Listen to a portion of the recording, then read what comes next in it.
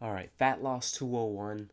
These are just a little bit more advanced type of strategies. We're going to take a deeper dive into fat loss and talk about certain things that'll really create that aren't often talked about, or it's not usually part of the initial discussion of fat loss.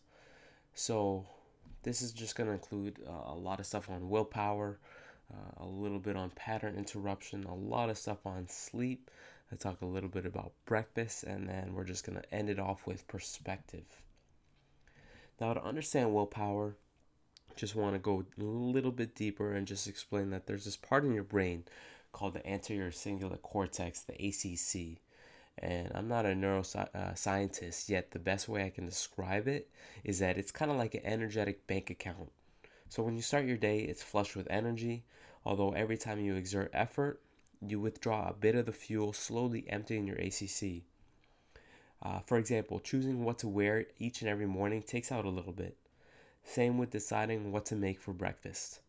Now, the bigger tasks throughout the day, like working a 12-hour day to finish a project, for example, that really does drain your account a lot faster. So if you overdraw, the ACC stops responding, willpower runs out, and then bad decisions usually occur. Now, this is all known as decision fatigue. So, in other words, the more decisions you make throughout the day, the worse your judgment becomes. And again, each decision does carry a different amount of weight to it. So, understand that, we all have this willpower reserve throughout the day, yet we can do certain things throughout our days so we can just make sure that we are a little bit more streamlined, we're following a routine, and we're saving our energy for the bigger task up ahead. So one great example of this is Steve Jobs. He is known for his black turtleneck, his jeans, because he literally wore that every single day. It didn't matter whether he was just staying at in the office or if he had to give a keynote to thousands of people. He just wore the same things. Mark Zuckerberg does the same thing, CEO of Facebook. He just has the same shirt, the same pair of pants, and that's what he wears every single day. And of course, I mean these are high powerful men, or in the case of Steve Jobs, he was a high profile man that made a lot of powerful decisions to impact the company that reached out to so many millions of people. So they got a lot riding on their decisions. They want to make sure that they're ready and they don't drain their willpower on just minute little things. Another thing where you can reserve your willpower is by having a weekly schedule. Now, I talked about having a schedule for your workouts and doing this 1 week in advance just to hold yourself accountable to that. Yet, having a weekly schedule for everything, put your commute times in there, put your times at work, put the times you're eating lunch, everything goes into your weekly schedule. That way, you know that you're on the clock and you got things to get done. You can even schedule time for family, for reading, for whatever hobbies you have. Basically, if it's a priority, put it on your schedule. That's just really just to eliminate any time wastes. Say for example, you finish work and you're not quite sure what to do. You don't have, you didn't do this scheduling exercise. Then you may end up just sitting on Facebook for an hour and then realize, oh, you know what, I should have been doing this. Well, if it's in the schedule, then you eliminate that type of problem. Another powerful example is just having the same thing for breakfast every morning. Now, I just do the same exact thing, which is just this chocolate shake with collagen protein, with MCT oil, and and basically I prep that every single morning. So whether I'm fasting or not, I'll have that as my first meal of the day. So that's my go-to. Yet you got to figure out a go-to for you, and it may not even be a breakfast. It may be like a go-to dinner. As soon as you get home, you have this type of dinner where you just don't really have to think about it. You just know that that's what you're going to eat. So all these types of things are great plans to have in place so that you can reserve that willpower supply. Now the other thing about willpower is really dependent on environment. So if you're in an environment, for example, say you work at the candy factory, so you're surrounded by sugar all the time, it's gonna be tough not to have a couple snacks here and there, a couple sugar snacks here and there. Same with your house. If you have it in your house, eventually you'll be eating it. And so that was a purpose of the exercise of identifying a red light food and throwing it out. So we don't want any red light foods in our house. We know these are trigger foods, foods that you may be, you just may not have any control over the amounts you eat. So you want to make these unhealthy things harder to go for. So eliminate it, take it out of the house. This is also for other things too. I mean, say for example, you know that you have a habit of watching like 3 or 4 hours of TV after work every day, and you also have the habit, or you also have the goal of fat loss. Well, we could definitely allocate that time, that TV time, towards other things. And so, if you know that that's the issue for you, just literally take the TV wherever it's at, unplug it, and then go stick it, in the garage, in the attic, in the basement, just somewhere where it's just a little bit harder just to track and then grab. Because especially at the end of a long work day, when your willpower reserve is pretty low, it's gonna take some time to get the TV out of the closet, plug it back in, reset the channels, like all that kind of stuff. It'll just be a pain. So it's gonna have to really be worthwhile for you to do that. Yeah, it does open up that time for other things. Maybe taking a 30-minute walk after work. So that's just another example of making the unhealthy things a lot harder. But just on the flip side, you do want to make healthy habits as easy as possible. I mean, simplify these things. And I talked about that with my breakfast example. It's a healthy breakfast. It's got everything I need in it, and it's super simple. So another example of doing something like that is, say you want to get into a habit of getting to the gym right when you wake up in the morning.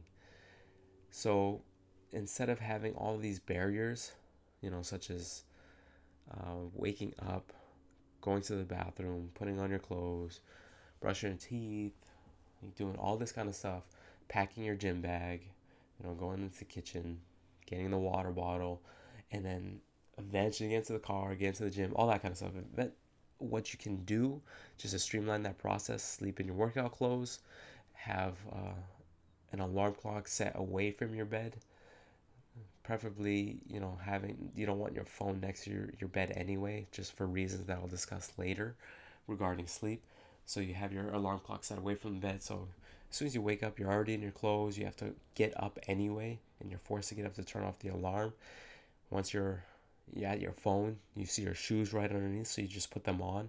Your gym bag is already packed from the night before, and it's already in your car. So all you have to do from there is just unplug your phone and then literally walk to your car, and then you're good to go.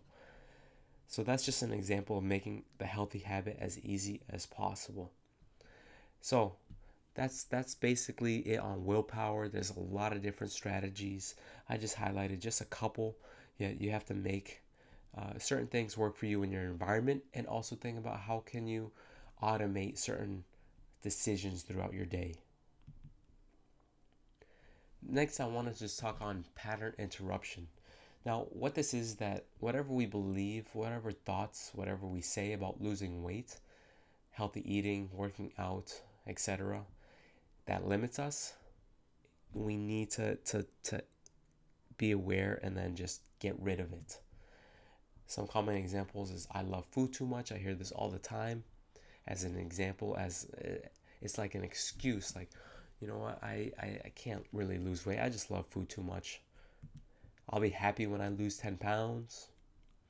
So this is the thing where we have to divert happiness. We can't be happy today just because we're 10 pounds heavier than we want to be. And I won't ever be able to be happy unless I lose the 10 pounds. Very limiting belief there. And losing weight is too hard. Again, I mean, just this kind of setup is really going to make everything exponentially harder just because of that belief. So that being said, I mean, if you were certain that everything was going to work out, and what I mean by certain is, like, without a doubt, 100% in your mind, in your heart, that everything's going to work out, would any of those previous thoughts actually go, would they hold any weight? Would they actually be in your mind if you knew that everything was going to work out anyway? And, my thought is absolutely not. So here are the steps to pattern interruption, just because, again, these are insidious and they will make the whole journey of fat loss so much harder. First, become aware when they pop up. So, tell others as well that these you want to be, you want to shift your perspective on things. And so they can call you out when you're being a little bit negative about fat loss, about any of the habits. So become aware and involve people. Nothing is permanent in this life. You are not meant to be 50 pounds overweight for the rest of your life. So understand that nothing is permanent. And then, as a quick aside, take out a pen and paper or put this right on a notepad in your phone. What are your current empowering, disempowering beliefs about fat loss? Just because I gave you a couple, but I don't know if that resonates with you. So write down your empowering and disempowering beliefs about fat loss, and really see what it is that how you think about it, because the next step is to integrate these new supporting beliefs, and that can include that your past does not equal the future. So things that you've done in the past, maybe you've thought of as failures. Well, just think of it as they were learning opportunities, they were learning experiences. So that, oh, that doesn't work for me, but that doesn't mean that that's how the future's gonna go. Especially if you're doing different things these days. So the past does not equal the future. And as I talked about, you want to force the certainty for your success. And what I mean by that is you just want to be very clear that it's gonna work out, and you're going to keep learning from your experiences, and you're going to find out what really works for you. And last thing, just create a vision for yourself. Create a vision for yourself, and basically this could be rewording some of those things. The vision could include, I love being creative. I love eating healthy food, and I'm creative with how I make it every day. That's super empowering, and that's definitely going to create a vision of success. And that's a lot better than, oh, I love food too much, which is to me, it's really just a cop out. It's just the person's not creative enough or hasn't really diversified their palate enough to explore all the amazing options that are out there. So create a vision for yourself and reword if you find that, some of the ones that I already talked about, or the ones that you just wrote down. If you find that, those are disempowering, how can you reword those to integrate and to create a new belief and vision for yourself? And just to use one more example, like, losing fat is too hard. Well, you could also just say losing fat is a journey, and I'm learning more about myself every single day.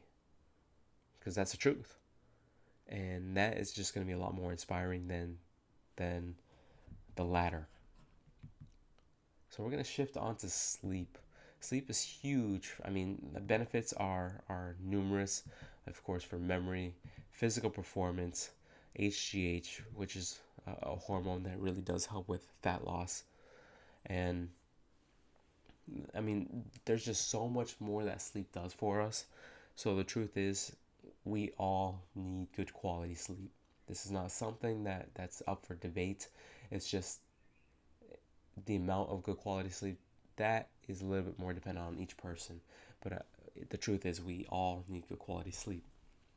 Now, let me highlight a perfect night of sleep, just so we know what is the ideal thing that we're after here. So when we're talking about ideal sleep, let's just imagine one thing. You can close your eyes if you want to, but you go to bed at a time that you're happy with.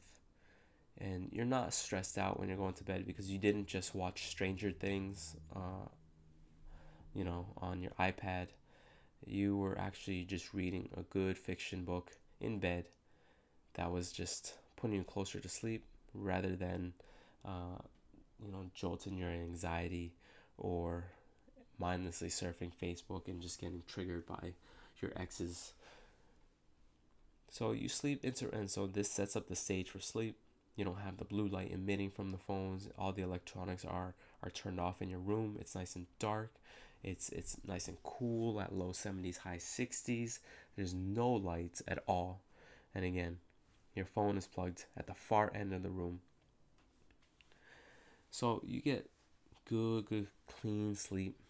You sleep right away, uninterrupted throughout the night. You have amazing, vivid dreams. And then you just wake up just naturally without an alarm, or maybe like 5 minutes before your alarm.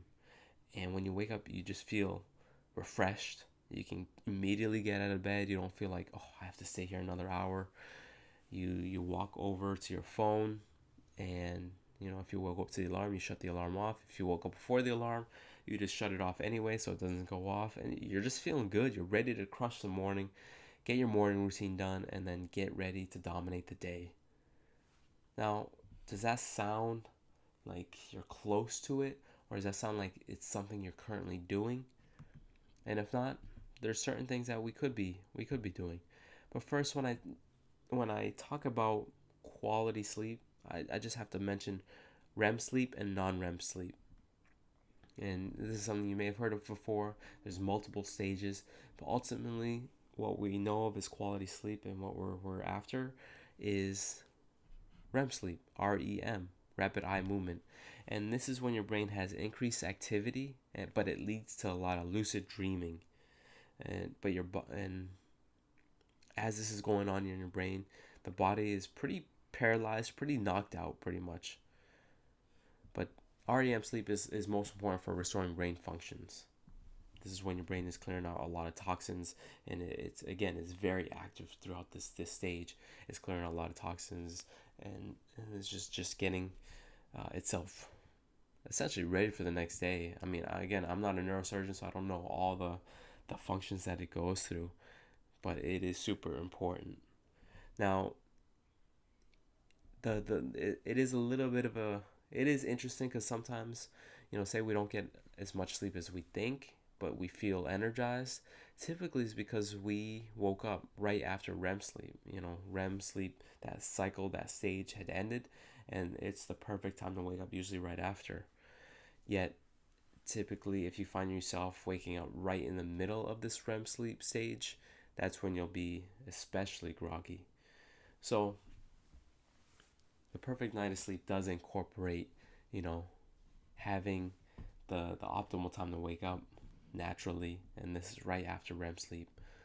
And there's some apps that do record this because it just is basically going through 90-minute cycles, which essentially is a full sleep cycle, and so it'll wake you at the closest next 90-minute cycle whenever you need to wake up. And there's also sleepwear, sleep rings, bracelets, all sorts of fitness wearable technology that can help determine your REM sleep.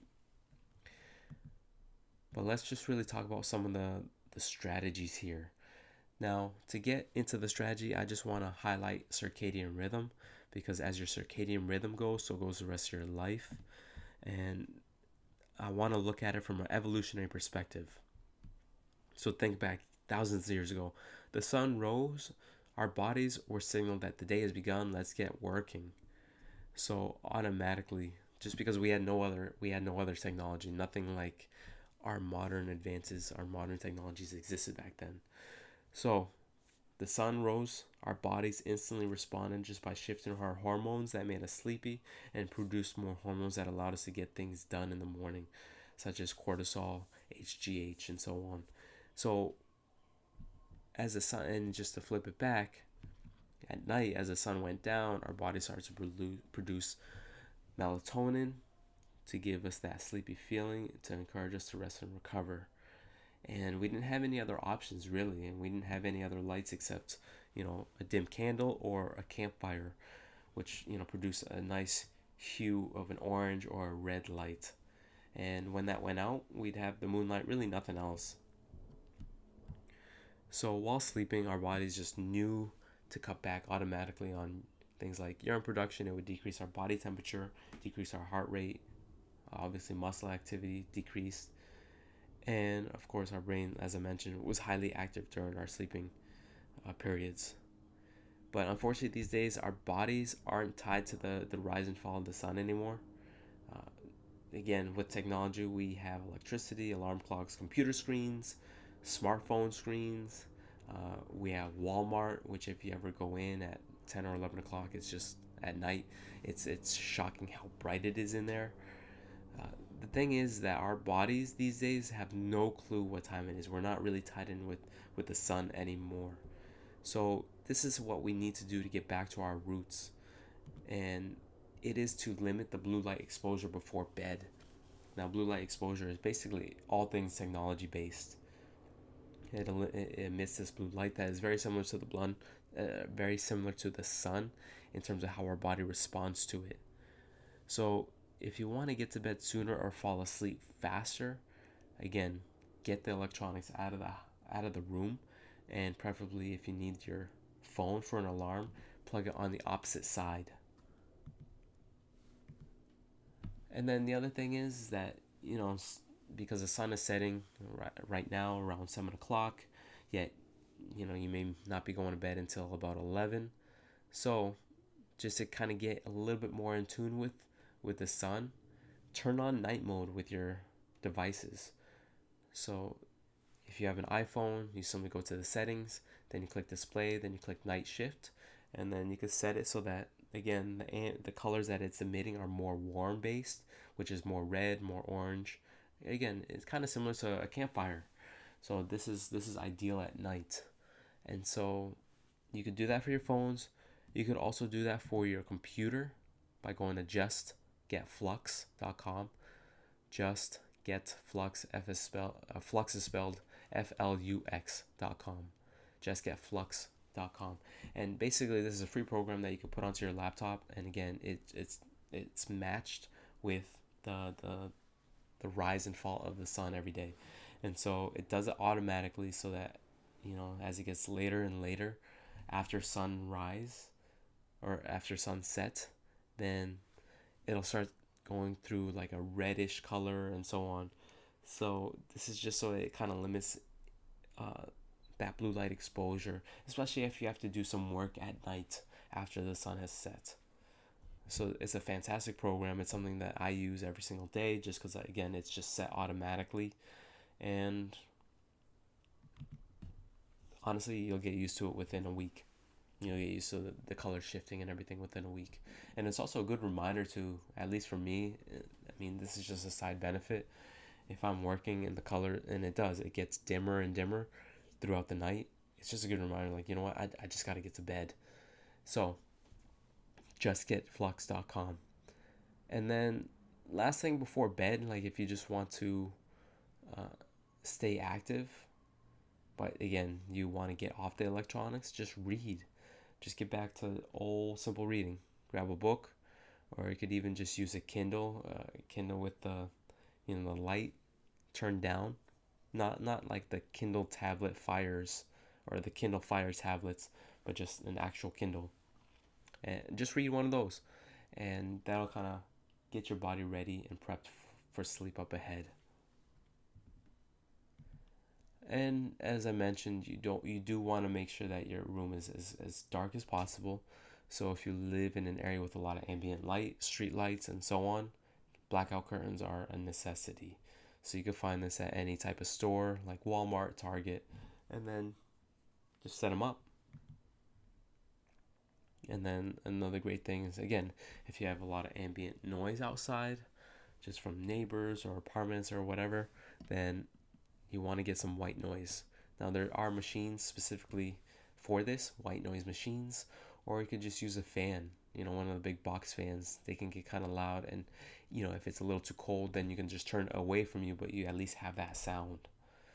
But all these are ideal options in terms of just getting better sleep at night. So limiting blue light exposure, blackout curtains, white noise machines. And then a couple quick tips. And this you may have heard before, but limit caffeine after lunch.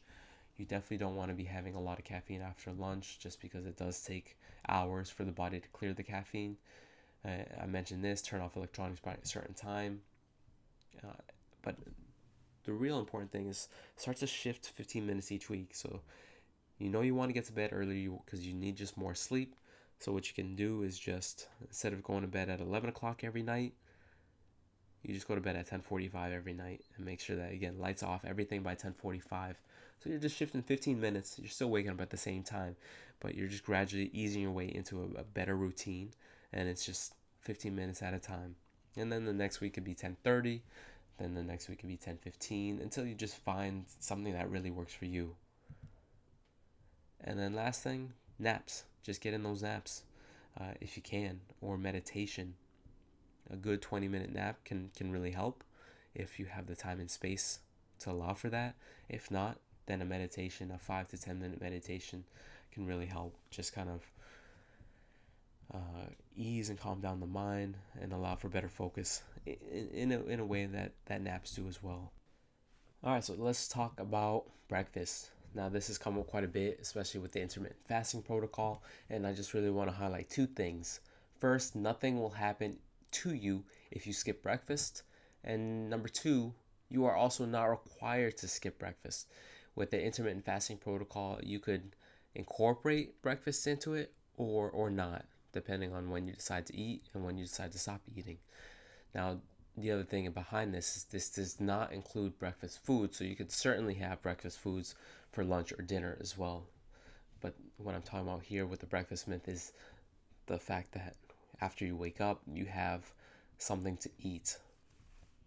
So within an hour or so of you waking up. So I'm not really talking about the breakfast foods when I talk about the breakfast myth. So nothing will happen to you if you skip breakfast. Breakfast is not the most important meal of the day necessarily. It comes down to a personal preference, and unfortunately, we've been fed that breakfast kind of stokes our metabolism for the rest of the day. When really this was based on science, on research that had showed that the more calories one eats, the more calories one burns. It's just the thermic effect of eating. But to be honest, whether you have 2,000 calories spread across 6 meals or 2 to 3 meals, it makes no difference. And so if you decide that your 2 to 3 meals are going to come towards the end of the day, perfectly fine. And again, you are not required to skip breakfast. I know it is a personal thing. So if you just love getting up in the morning and having something to eat, great. So start your 8 hour eating window then, and then fast in the evening and so on. So just two things just to highlight, just to clear up any kind of confusion on breakfast and intermittent fasting and how the two play together. Now, the last thing to talk about, and this is super important, perspective. Now, understand, to make fat loss a lasting change, you need a couple things. One, enjoy the process. Not necessarily enjoying the process of, grinding it out at the gym, or, taking a couple, extra hours that you may not have done before just to shop and meal prep and cook and prepare and all that kind of stuff. You may not necessarily enjoy that process, but understand that it's a process of learning new things about yourself. I mean, ultimately, I think that's what we're all in this lifetime here to do. The oracle at Delphi had said, "Know thyself, be thyself, love thyself." It's a process of self-discovering that we learn to really love who we are and everything that makes us unique. And so understand that this is really a process. Fat loss is a process of learning new things about yourself.